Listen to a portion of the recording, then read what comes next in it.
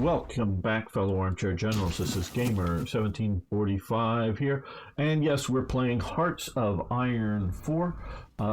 Just to let you know, I'm still going to maybe play a few more episodes of Hearts of Iron 3, the American one. I don't know if you watched my rant video how much longer that series is going to go. We'll see, but with everything, it's what gets watched gets more of. So if you thumbs up these videos, if you watch them a second time, that's not, I'm just mostly get the YouTube God, algorithm God, to bless the videos. It would be greatly appreciated. Okay, thank you, everybody. Okay, we're going to attack into here. And just to give you an idea on my strategy for Spain is, normally I'm playing with the Germans, which have a little better divisions, but I want to, this isn't doing too bad for distracting of the Spanish AI. It is actually doing fairly well. Normally you want to close off everywhere so that the Spanish, your side of the Spanish, whichever side you're fighting on, concentrates on one good area and not dispersed too badly.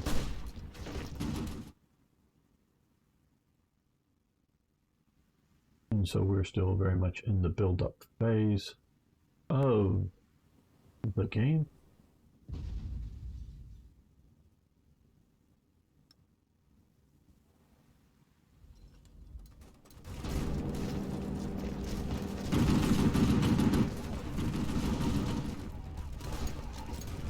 And so I want to help defeat this, and then that frees up all these Spanish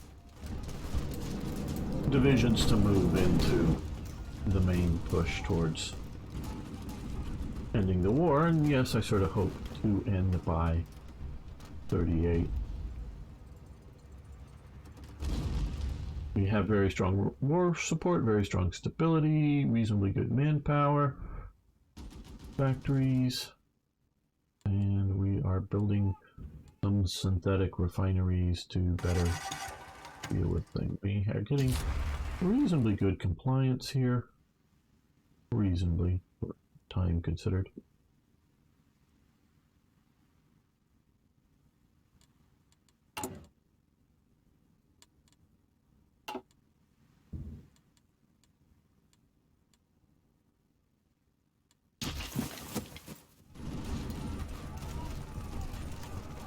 Okay, we've now crushed that. Let's crush the port. Or even invading or something. Okay.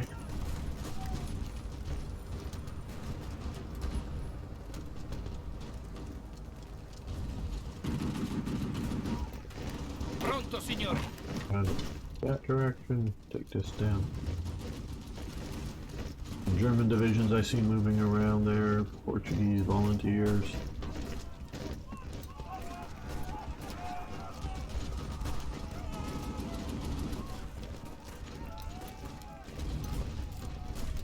Now, Spain is an interesting case. Okay.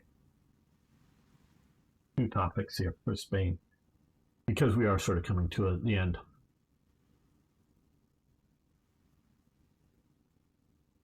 There was a significant effort to keep the Spanish Civil War from going outside of Spain.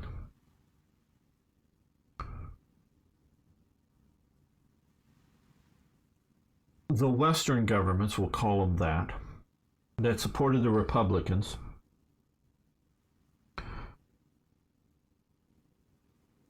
set up neutrality patrols. We'll call it that. I don't know exactly what they were called. But their attempt was to stop the flow of arms and munitions and volunteers into Spain and to observe things. And so they had I don't know all of the nations that were active, they were specifically assigned certain regions to patrol certain areas to stop the inflow of arms.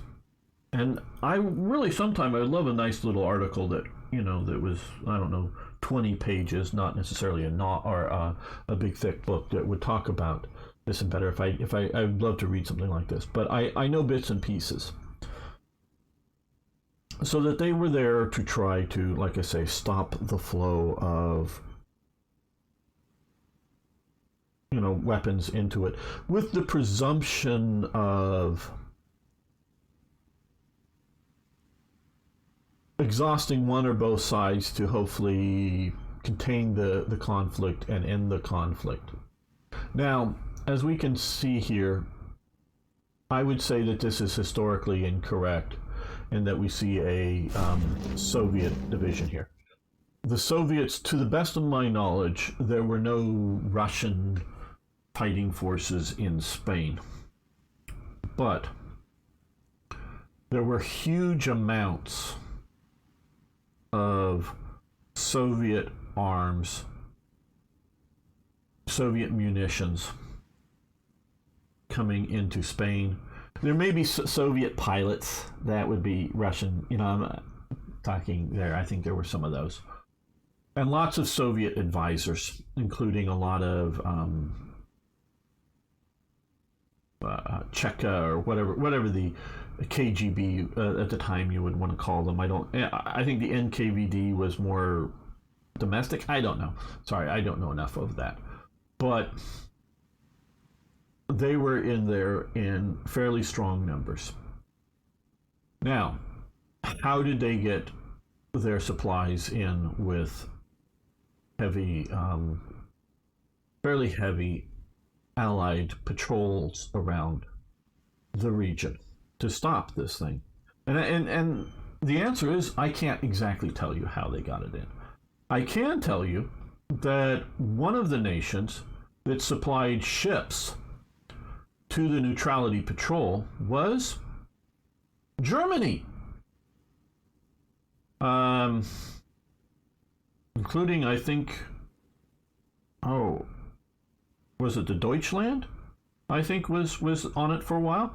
The Germans were part of the neutrality patrol.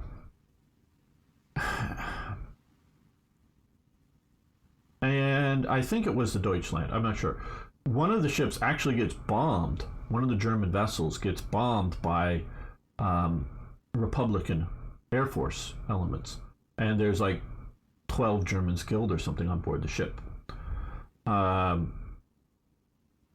so the Germans are part of the let's stop arms and munitions and volunteers and other units from getting into Spain. Now the Allies, approved and give sections to the Germans to watch. Of course, the Germans were often very interested in watching the nationalist coastline, because that way they knew where everything was, because the Germans were supplying arms and munitions to Spain. And yes, the Condor Legion, which was German piloted aircraft. I think they did train some Spanish pilots, and eventually, to the best of my knowledge, the Condor Legion leaves all of their equipment in Spain when they leave. So whatever's left at the end of the war, they give over to Spain. And they have maximum about 300, give or take some, German ground advisors that are constantly being told not to be in combat. And since they're constantly being told by Berlin not to be in combat, that's because they are. And Berlin is very unpleased with this. So they keep getting notes or orders. Don't have any of your people near combat. And they keep going, yes, of course not. And then 6 months or whatever later, they get, don't have any of your people near combat. Well, of course, we don't have any people near combat, meaning they keep sending their people into combat. And so it's not like there's a 300-man German unit fighting. There is not. There are tank units that have most of the men in the tanks are Spaniards, with a few Germans, there as observers. I could do air quotes, but you wouldn't see. They are given, the flak guns to use as anti-tank and fire support guns against ground targets.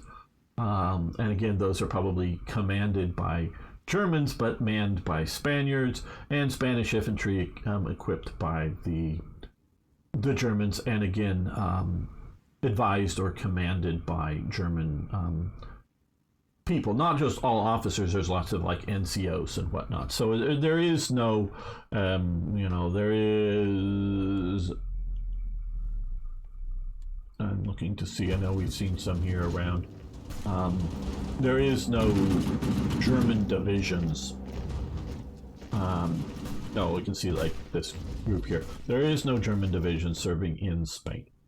So Germany this whole time, during the whole Spanish Civil War, and I'm going to talk about some other areas, and KVD, yeah, sure, advisors with artillery. Yeah, no, they were the advisors. They had they also did some, indirect artillery, howitzers as well.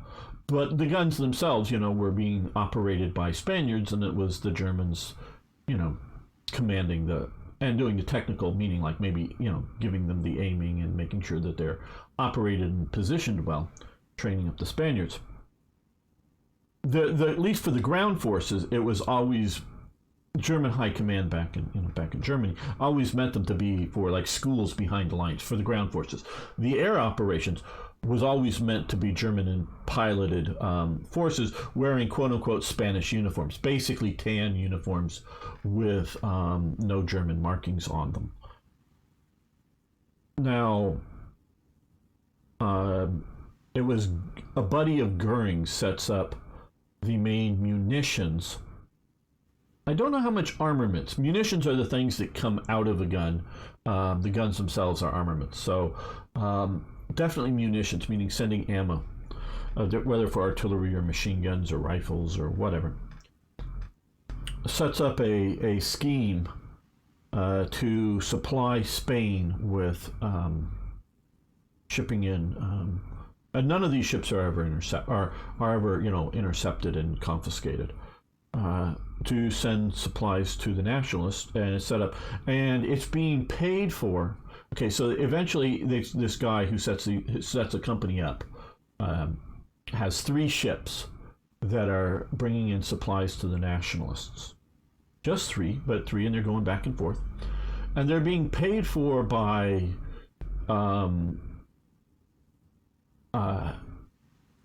Spain selling raw materials to Germany at a set price, not necessarily a market price, meaning what he could sell them. In fact, internationally. In fact, towards the midpoint, maybe around 37 or 38, I forget the date because I read an article on this. Franco's government suggests to them, well, hey, we can get better prices for our raw materials, critical, maybe we could call them rare materials, critical materials on the international market. And the German response, not so much from Hitler, but the German response is, oh, sure, great, yeah, you can. Go ahead and sell them there. We're not going to sell you any more munitions at any price. Well, who out there in the world is going to sell you your munitions? We'll keep up with our deal of selling you cheap raw materials, mining it, and to the point that when they either captured new territory, German industrial advisors would come in to the primarily to the mines and the refineries and advise and getting them setting up, looking at how much they can produce and making sure that beyond the immediate needs for whatever situation in Spain, all the rest of it was being funneled to Germany. And they were Spanish, in theory at least, Spain was being paid for the, given money, Deutschmarks, for these, raw materials. And definitely they were enough that, being able to, pay for and run these operations, because Germany wanted, wanting the miners to get paid and all of that stuff and get everything working. But basically, most of, shall we say, the profits, if you will, or the income there is not actually going to so much to Spain, but going to this guy who has the ships that are supplying munitions. So basically, it's paying for the bullets coming from Germany. Now this is going so well that Goering and this guy go, man, this is great. So they decide to buy 3 more ships. And those 3 ships do not send supplies to nationalist Spain.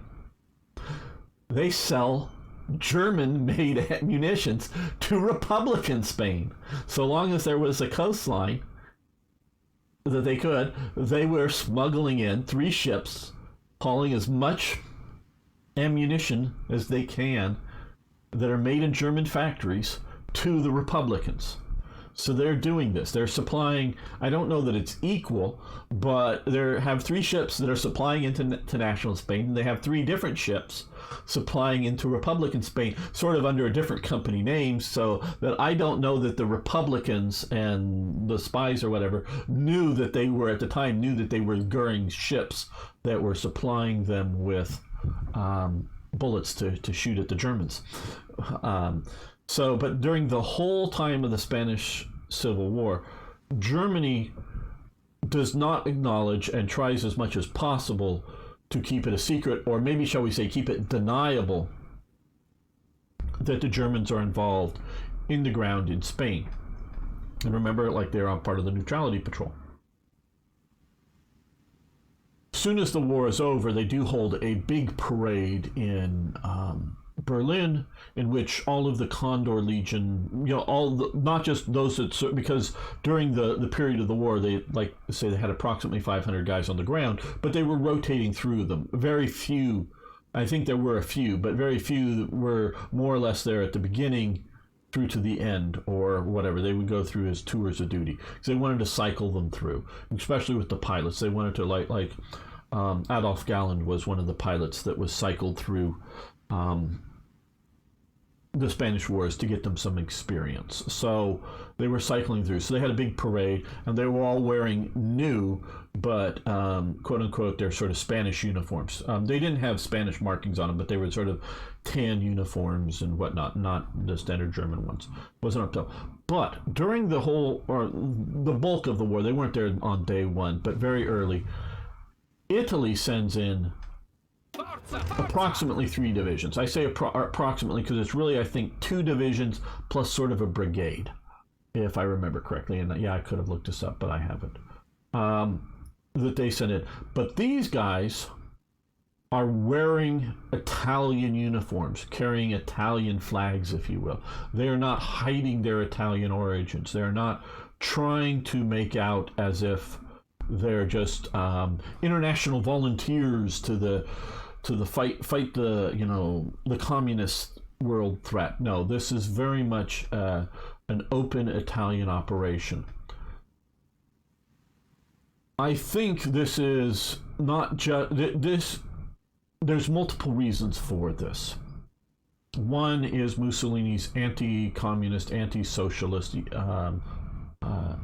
viewpoints. I mean, Mussolini is at core a socialist. He was born a socialist because both his parents are socialism. So he's brought up in socialism. He is named after Benito Juarez, the deposed president of Mexico, deposed by the French who invaded Mexico and put in Maximilian as Emperor of Mexico, the Austrian guy.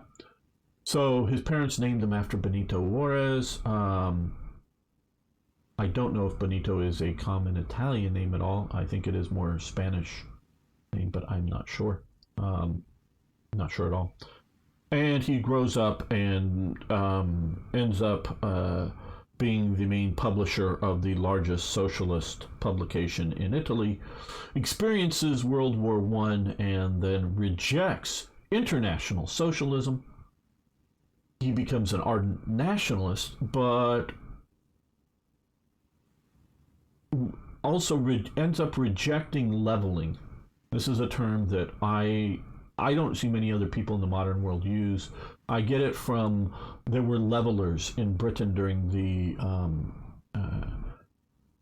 British or the English Civil War. And what the Levelers wanted to do was, I don't know the details of all their plans, but generally trying to make everyone equal in society. It wasn't communist in that they wanted communalism. They just wanted to get rid of the aristocracy, and they wanted to get rid of like large landholders. The idea, that meaning, okay, maybe big family farms, not like necessarily little tiny plots, and get rid of the idea of, because this is pre-industrial world, they didn't want, there were industries around, but it's not, what we call modern industries, but try to level out societies. So trying to make everyone equal, if you will, but not like everyone has to be, get equal pay. It's more, it wasn't communistical in that sense, because if you worked harder, you could get more money. But again, get rid of the aristocracy and hierarchies in society. It's leveling.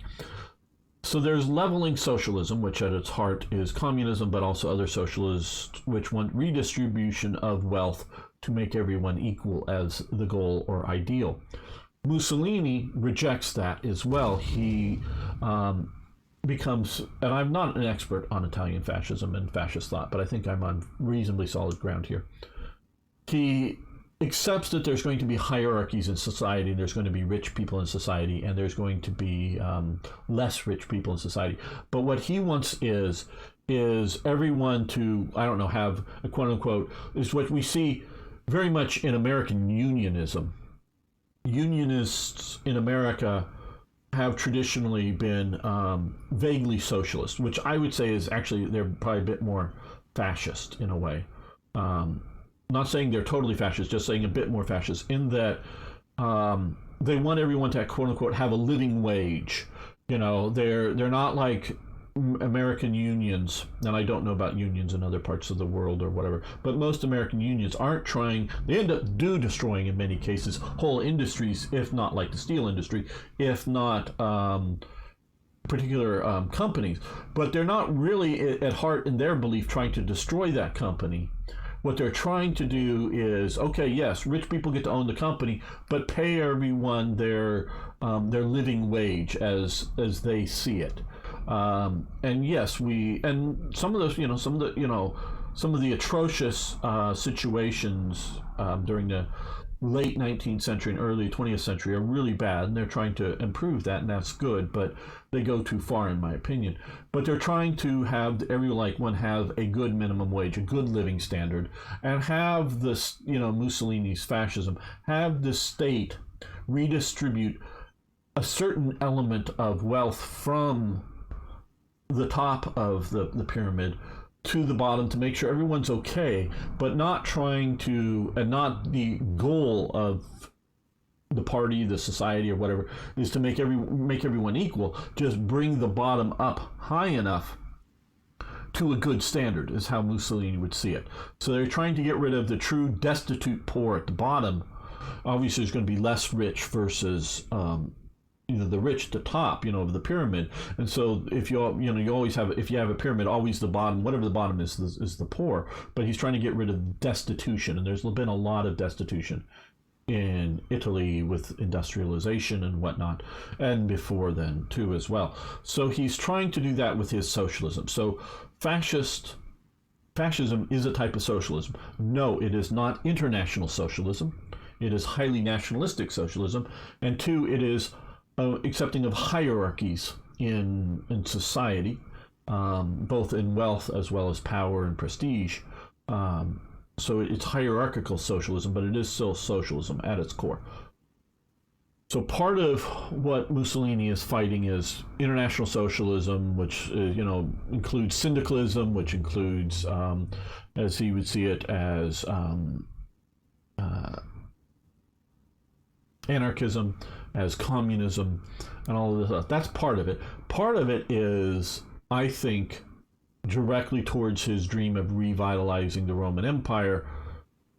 I don't know what, I just quite honestly don't know what, we have no idea what goes on in a person's head, historically speaking, but we may have an idea of what they say, to others or write or whatever. I don't know if he ever expressed the idea of trying to incorporate some or all of Spain into his Neo-Roman Empire, but he's definitely, by sending Italian divisions wearing Italian uniforms, not hiding their swords, trying to significantly gain influence in Spain. So to try to make it, shall we say, a client state to some degree to Italy. So he's trying to do that as much as he can. I think the third reason he's sending in soldiers is a direct response to France and Britain's reaction to his taking Ethiopia. It plays into that expanding Roman Empire element, definitely, but he has been isolated from it because there was still, on paper at least, and if you look at some of the writings of people at the time period, before Spain, or no, before Italy goes into Ethiopia, there's still very much, even though this is fascist Italy, but it's still the Kingdom of Italy, and there's still the sort of alliance with Britain and France and Italy were still thought to be a relatively strong alliance.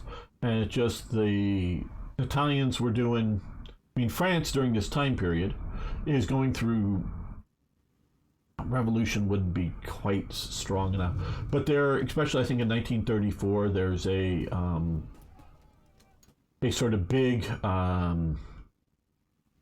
near revolution, fascist fighting communist in France, and so there's a lot of cultural and social and economic upheaval going in France considerably, in Britain a little bit.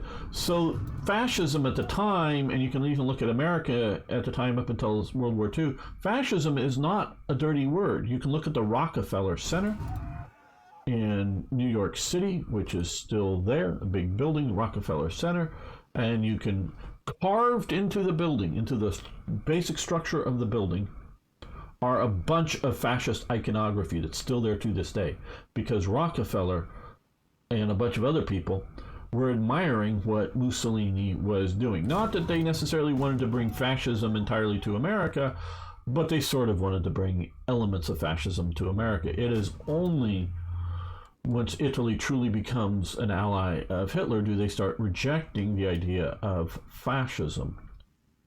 And I would say the only reason we still have such an aversion, and I'm not trying to promote fascism up here at all, but such an aversion to fascism is because of World War II propaganda and the, shall we say it, the traditional center-left, center, and center-right, like of America, meaning the traditional Democratic and Republican parties in America, the centrist people, agreed that fascism, well, the Democrats were the ones that were sort of on the fascist side, but once you get to the war, they're anti-fascist.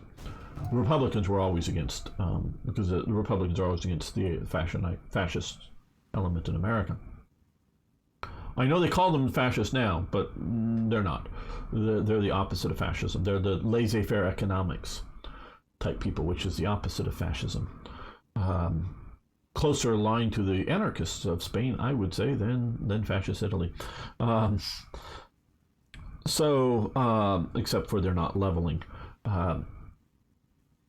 They combined with the extreme left of communism and socialism, and everyone condemning fascism. So, no, even if people to this day want to have fascist-like policies, I'm not saying they want to put on black shirts and do straight arm salutes, but they want to have fascist-like policies, like a lot of Democratic Party members.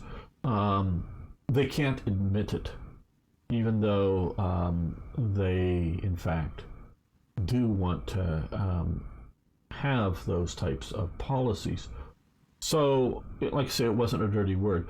But with that breaking of alliance, Italy is now, we're talking 36, 37. They've yet to come into alliance with Hitler entirely. They're starting to move that way.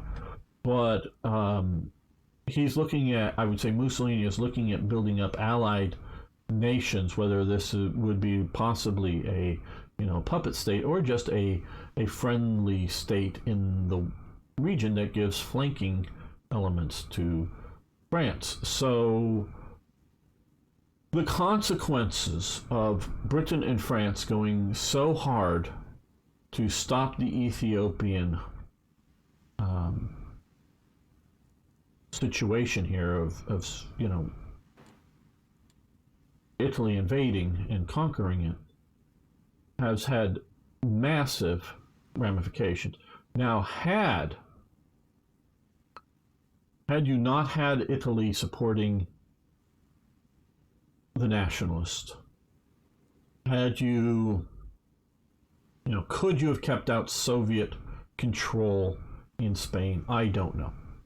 Because by the end, by 37 or so, definitely by mid 38, the Soviet Union is controlling the Republican side. The only winners were going to be, on that side, if they won, was going to be the communists. It was not going to be some sort of left or center-left pluralistic democratic forces with anarchists, syndicalists, communists, socialists, and free marketists or whatever, all sort of trying to win elections and sort of kind of more or less be, in the Western world order or whatever. It wasn't going to be that. It was going to be a Soviet puppet state. There's clear enough evidence by that point that that's what was going to be. But had you had Spain being a Republican Spain of whatever flavor, and had you had Italy aligned with France, well, one, you might not have had Germany take over Austria, or two, Hitler really worrying about a southern front when he goes to war with everybody else in the world, and that would be serious, because if you had that, you might not have seen the Three Powers Pact, which was Italy, Austria, and Hungary, which was being developed even before the break with the other three powers, but trying to more local anti-German alliance. You very well might have been able to have Hungary and Romania align with Mussolini in an anti-German alliance, to have the South down here as an anti-German alliance, that with possibly Czechoslovakia and Poland, that you really would have had Germany surrounded. Would that have been better for the world, to have a peaceful Germany? That probably with a peaceful Germany, I think they would have just continued to harass the Jews out of Germany. I think it really takes the World War for the SS and crew to truly start doing the final solution. And prior to the final solution, they sort of need a dumping ground that wouldn't give too much shock to the Germans of dumping the Jews into the Warsaw ghettos, so that they can at least, Germans to themselves can pretend, oh, well, they're just taking the Jews away to put them in special, and they did create somewhere a sort of idealistic Jewish community, I forget where, because it was more than just a Warsaw ghetto, that was for propaganda purposes. So long as that community, eventually they of course send everybody off to the gas chambers, but for a while it's like, oh, look at the children, they're getting Hanukkah presents and this, and there was a certain amount of propaganda that was being fed just lightly back into the German system, that the Jews that are being removed from Germany are just going to other places that are okay, but just taking them away from Germans. The goal, of course, is to kill them all. Not trying to sugarcoat this or make this that they really just want to treat them nice. But I think it takes the war starting, conquest of lands that the army and the SS control that are away from the general German populace to do it. I think they would have just continued to harass the Jews out of Germany. So we might not have had that Holocaust, but who knows? We might have had a war in 1940 50 with Germany secretly developing atomic bombs before the war starts, and mushroom clouds going up over London and Paris and Warsaw and wherever else in Germany, starting World War II that way, and it might have been 100 times worse. Who knows? But yeah, it could have been extremely worse in theory, but we won't know, of course. Okay, taking that out. Okay, we have mountain troops here. Well, we have mountains up here, so let's put them.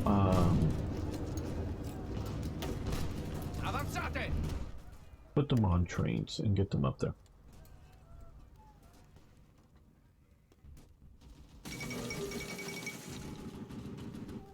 And the National Congress triumphs in provincial elections in India, of course. The other thing I want to say is, I know we have a lot of European viewers, but everyone in the world is somewhat concerned about Ukraine. I know a few people in Ukraine. I'm not going to shout them out by name here. One of them I know does not like to be overly mentioned. I mean, as a name or whatever on the interwebs. He doesn't mind me referring to some of information he gives me, because he knows he's giving it to me for broadcast, but he doesn't need to be mentioned. So I'm not going to mention any of them by name. If they ever want to identify themselves in chat or wherever, they're perfectly liable or perfectly able to do so. I'm just not going to dox them, even their online personalities. Not quite confidential sources, but I don't need to put them out there. And this is not to talk about. I mean, I'm totally against the German invasion, or not German. Well, yeah, I'm totally against the German invasion of Ukraine, but I'm also against the Russian invasion of Ukraine as well. Just depends on what year we're talking about. But I really, and this sucks for Ukraine. I'm not going to say it otherwise. It sucks. It sucks for Ukraine. But I really see Ukraine as modern day Spain. I know there's a lot of people, especially I'll like Tim Pool. I watch a lot of his videos. I'm more of a conservative than he is. He is more of a centrist and whatnot. And he, is railing against the war and all this stuff and his personality is I would call a catastrophist. And not that he thinks there's going to be a catastrophe always, but he thinks that catastrophes are a real possibility, and they are. And he is very concerned about that, shall we say. But he's also a young man, I get into his 30s. But I remember the Cold War. I was living through it, as you guys know. And I've studied the Korean War fairly significantly, including watching all of the episodes of MASH multiple times over back when I was younger. But we were able to have a war in Korea, and one of my history professors very aptly put there was two wars. There was the Korean War, which the United Nations forces, primarily led by America, but there were British and other divisions, clearly won the Korean War. There was, as that war was coming to a close, meaning they were occupying up to about this line and moving north, there started the war in Korea with China. Again, these same United Nations forces, and that is a draw. So there's two wars that happen. But clearly the United Nations forces, primarily Americans, clearly win the Korean War.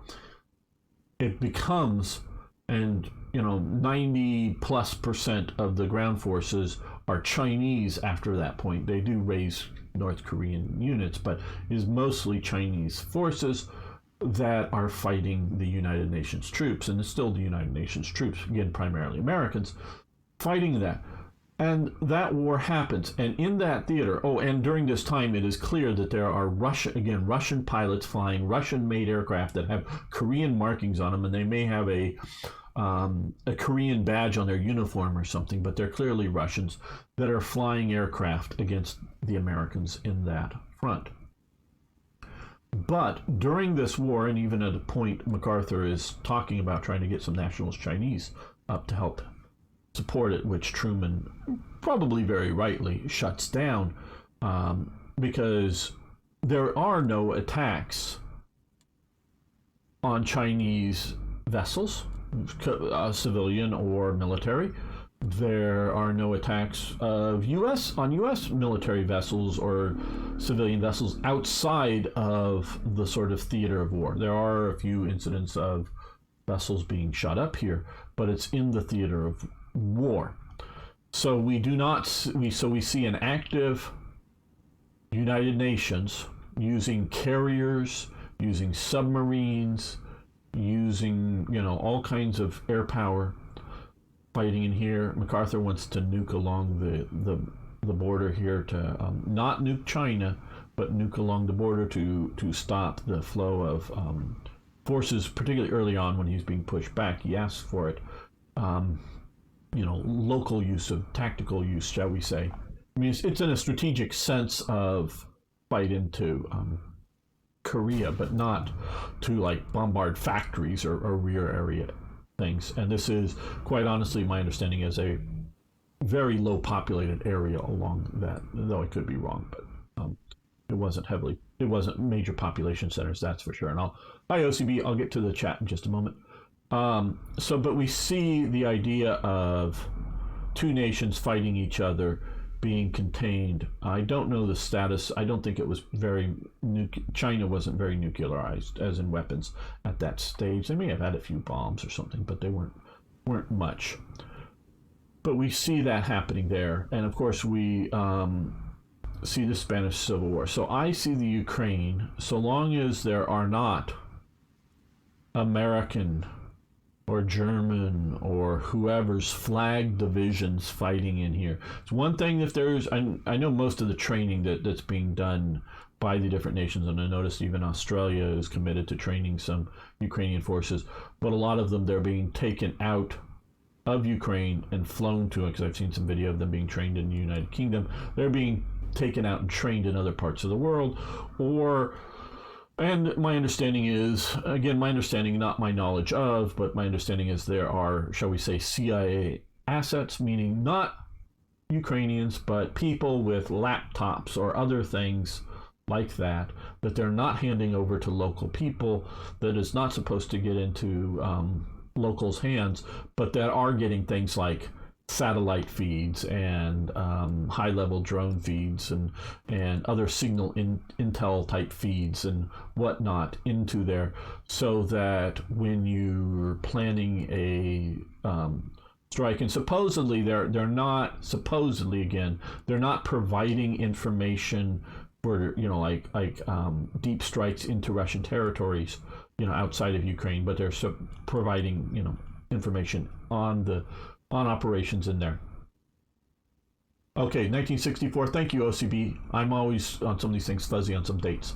Thank you. I will go through all of the chat here, so don't worry. But Russia obviously did have nukes at the time of the war in Korea, in which there were Russia was supplying basically until China gets in, all of the supplies into North Korea of military sorts, including tanks and whatnot, and are supplying all of North Korea's Air Force. They're supplying that with including the pilots, though there were also North Korean pilots too. I don't think they were any good. Oh, there are probably one or two really good ones, but I don't think on the whole they were any good from everything I've read and heard and saw and whatnot. But I don't think this is going to, and I was worried early on, but I don't think this is going to expand into a greater war. So I think the Europeans, now we have seen some sort of strike on Nord Stream, which isn't good, but we've seen some other pipeline and or undersea cables strike, in which that's worrying. And I think NATO elements, not just the U.S., but NATO elements are getting ready to respond to some of this stuff, which may be a bit of an expanding of the war. But I think it's being done in an attempt at a deniable pattern. And if they start striking at, because my understanding is within the last week, near the break, there's been a bunch of, and maybe even currently as I speak, on Saturday, as I'm making this, I know this will be out some other time, there's currently some Russian vessel or something out here that's being shadowed by some Swedish vessel right near the Nord Stream break at the moment. So I'm not that worried that this is going to spiral into some general war or some greater nuclear war. Though if Russia starts doing nukes, that is a bit of a game changer. I would say that I'm a little worried about. But if it doesn't do that, I think we're looking at a Spanish type situation. I don't think, and again, talking to people in Ukraine, within the week or so, I don't want to specify, not necessarily on this exact topic, but they're not calling up all their reserves. The Ukrainians have significant reserves that are trained, that continue to do training and go to day jobs now, meaning they've gone through their, I don't know what it was, but like 2-week or 3-week training to become soldiers, and they're back at their day job. And they still have, maybe their gun and their, bulletproof vest and whatnot, but they're back at their day job and not being sent to the front lines. And these guys could be sent to the front lines. So Ukraine isn't so much worried about manpower. I think Ukraine will be able to continue to fight only so long as the Western powers feed in munitions, feed in the guided munitions for anti-tank killing and whatever. Once they stop doing that, it's going to become really hard. Ukraine can provide some level of support themselves, but not that much. So, and especially not the high technical stuff, or very much of it at all. Yeah, they make a few missiles and a few stuff, but that's, I would call it a cottage industry. It's probably more than that, but not by much. So I'm not really worried currently that Ukraine is going to spiral out into a general war. I think and we can also look at, say, the we can look at the Cuban Missile Crisis or some of the Central American wars, but definitely you can look at the America's involvement in Afghanistan, in which we were very openly sending in surface-to-air missiles and lots of other munitions, junky SA-7s that we were buying from Egypt that were no longer working, but whatever. And why do I always blank on these things? I know Stinger missiles being openly sent into Afghanistan to shoot down Russian helicopters. And I'm not saying because there weren't other third world retaliations to America, that the Russians decide to, give more support to some PLO or something like that in retaliation, but there was not a general widening of the Cold War because of U.S. support for direct engagement against Soviet or Russian forces, however you want to call it, in Afghanistan. So I think I'm viewing currently, and I can change my mind, facts will change my mind, but I'm currently viewing the Ukrainian war from an international perspective as today's Spain. Spain does not lead to World War II. Spain does not contribute, in my opinion, to World War II.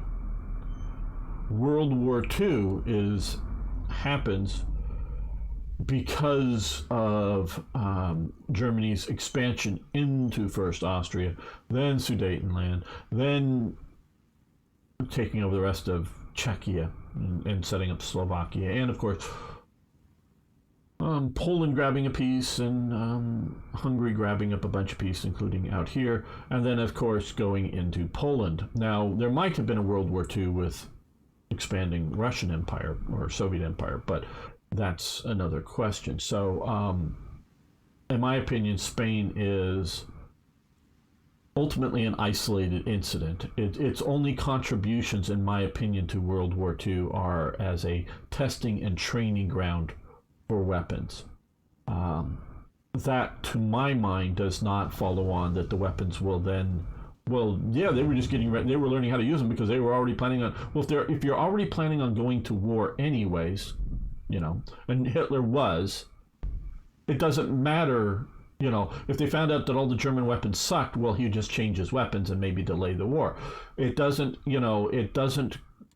It might in a way accelerate or deaccelerate the speed of World War II coming, but it does not contribute to World War II happening.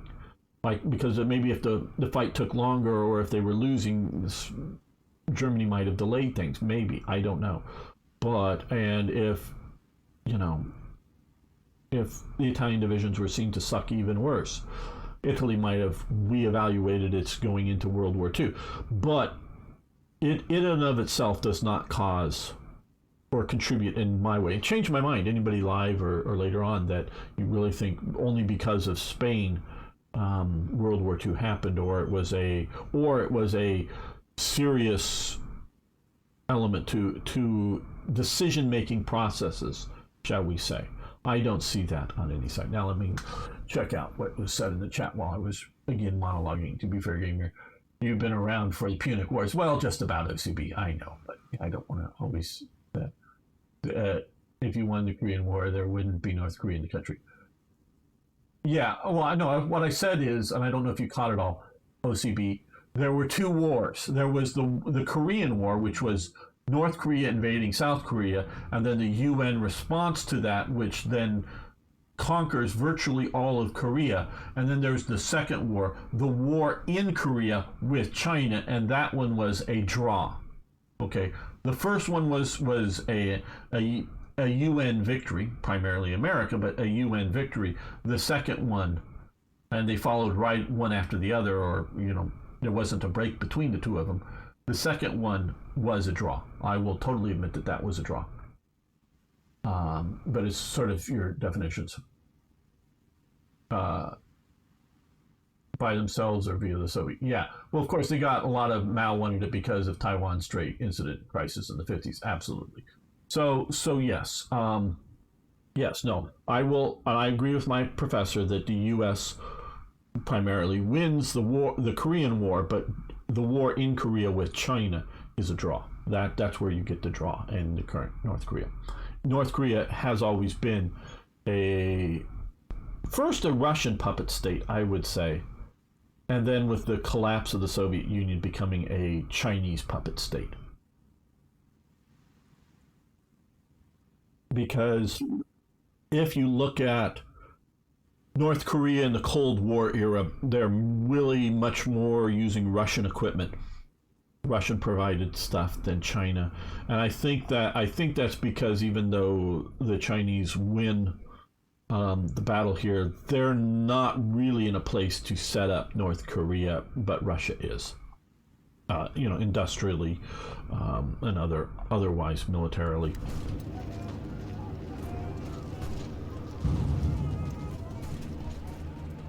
Okay, so now you're going to come up here and get ready to attack in the mountains because you're a mountain division.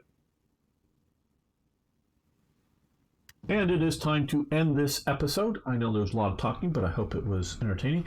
I want to thank you all for getting this far. And again, remember to like, subscribe, share, whatever. Comment below. Tell me why I'm wrong on any of these things. I would love to hear your opinions. See you next time for more Hearts of Iron.